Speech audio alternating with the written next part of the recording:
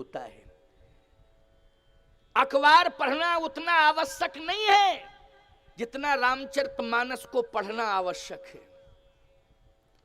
आप कहोगे महाराज अखबार पढ़ते हैं तो देश विदेश की खबर मिल जाती है पढ़ने के लिए, लेकिन रामचरितमानस को पढ़ने में क्या मिलेगा? मैं बता रहा हूं क्या मिलेगा। अखबार को तुम पढ़ना, अखबार में जितनी भी खबरें होंगी जगत से संबंधित होंगी। बोलो होंगी कि नहीं होंगी? चाहे देश की खबर हो और चाहे विदेश की खबर हो, जगत संबंधी ही खबर उसमें छपी होगी, उसी को आप पढ़ेंगे। हाँ, किसी संत का कोई विचार छोटा सा आ जाता है कभी कभी, तो कोई मायने नहीं रखता है। छोटा सा विचार किसी ने डाल दिया अपना, वो भी उसके एक प्रचार का माध्यम है, सीधी सी बात है ना। क्योंकि किसी भी संत महात्मा के विचार को विस्तार पूर्वक कोई पेपर नहीं देता, कोई अखबार नहीं देता है। लेकिन जगत से संबंधित अगर कोई घटना घटी है तो बहुत लंबे विस्तार से उसको प्रकाशित किया जाता है, उस पर बहुत लंबा चौड़ा विस्तार दिया जाता है। लेकिन किसी संत महात्मा के विचार अगर लंबे भी उस महात्मा ने बहुत बड़े विचार दे दिए तो शॉर्ट कर दिया जाता है, छोटे से एक सामान्य उसमें दो चार शब्दों में किसी एक पेज पर दे दिया जाता है। इसलिए क्योंकि संसार के प्रति आकर्षण है लोगों का। किसके प्रति आकर्षण है? संसार के प्रति आकर्षण है, लेकिन संसार बनाने वाले के प्रति आकर्षण कम है। और यदि संसार बनाने वाले के प्रति आकर्षण है तो आप जैसे भक्तों का है। क्या इस भायंदर पूर्वी मुंबई में इतने ही लोग रहते हैं जितने यहां बैठे हैं? अभी एक एक घर से एक एक व्यक्ति आ जाए तो इस प्रांगण में जगह कम पड़ जाएगी। एक घर से एक ही व्यक्ति पूरे भायंदर पूर्वी मुंबई का एक घर से केवल एक व्यक्ति आ जाए तो ईमानदारी से बताओ बैठाने की व्यवस्था में समस्या खड़ी हो जाएगी कि नहीं? लेकिन मैं दावे के साथ कह रहा हूं, विश्वास के साथ कह रहा हूं कि अगर संसार बनाने वाले के प्रति समर्पण है तो आप जितने भी राम कथा में भक्त बैठे हैं उन सबके जीवन में है। तभी तो आप घर द्वार छोड़ करके आ गए। किसी ने आने के लिए आपको मजबूर नहीं किया है, आपकी श्रद्धा ही आपको खींच करके लाई है। बोलो लाई है कि नहीं?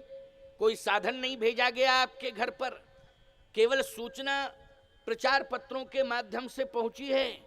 लेकिन आप सब संसार बनाने वाले अथवा परमात्मा के प्रति श्रद्धा रखते हो, इसलिए आप घर द्वार व्यापार छोड़ करके आ गए। कलिकाल में ऐसे ही भक्तों से भगवान प्रसन्न रहते। एक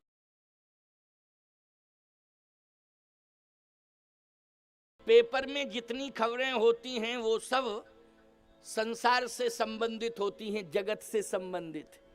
लेकिन जगत से संबंधित खबरें पेपर में होती हैं। पेपर जब हाथ में आता है तो उसकी कीमत 10 रुपए की होती, और जैसे ही तुमने खबरें पढ़ी और पढ़ने के बाद फिर वो पेपर 10 रुपए का नहीं होता है, ना पेपर होता रद्दी। क्यों भाई? वो क्या हो जाता है? रद्दी। उसका नाम हो गया पेपर नहीं है वो, ना उसमें 10 रुपया का मूल्य है उसका और ना पेपर है, उसका नाम हो गया रद्दी। हो गया रद्दी कि नहीं? अच्छा एक बात बताओ, रामायण आप पढ़ते हो?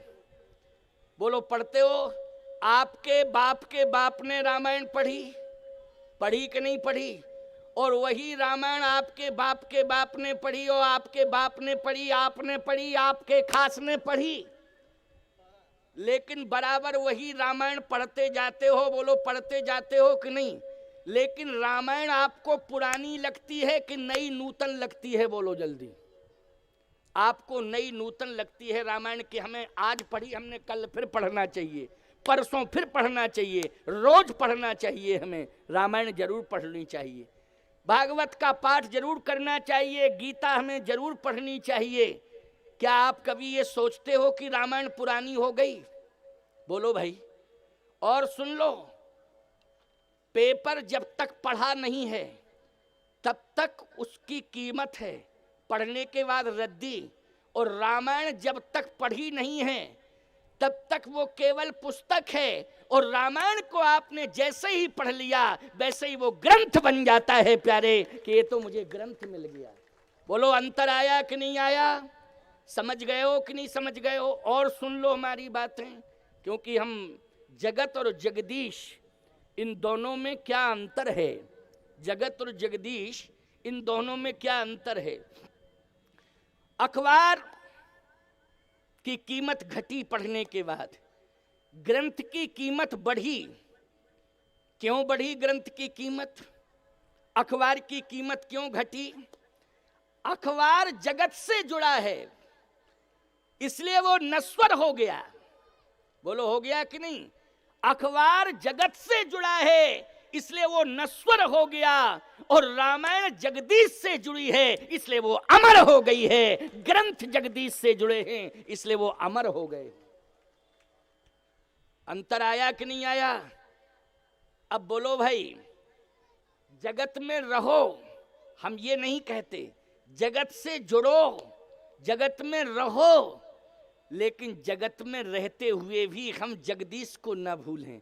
जैसे कमल कीचड़ में पैदा जरूर होता है, लेकिन कीचड़ई में बना रहता है कि निकलने का प्रयास करता? बोलो जल्दी जल्दी बोलो। ये माइक थोड़ा सा इधर उधर हो जाता है, क्या करें? चलो कोई बात नहीं है, माइक ही तो है बेचारा, हैं? क्यों भाई? अरे थोड़ा हाथ लग जाता है बेचारा, थोड़ा हट जाता है। वो आज का आदमी हाथ लग जाए चाहे बात लग जाए हटता ही नहीं वो। क्यों भाई? आदमी ही इतना अकड़ा मकड़ा रहता कि चाहे हाथ लगे चाहे बात लगे वो हटता ही नहीं। क्यों भाई? लेकिन ये माइक जो है थोड़ा सा हाथ लगता है हट जाता है, इससे भी तो शिक्षा मिल रही है कि नहीं मिल रही? बोलो भाई, शिक्षा मिल रही है कि नहीं है?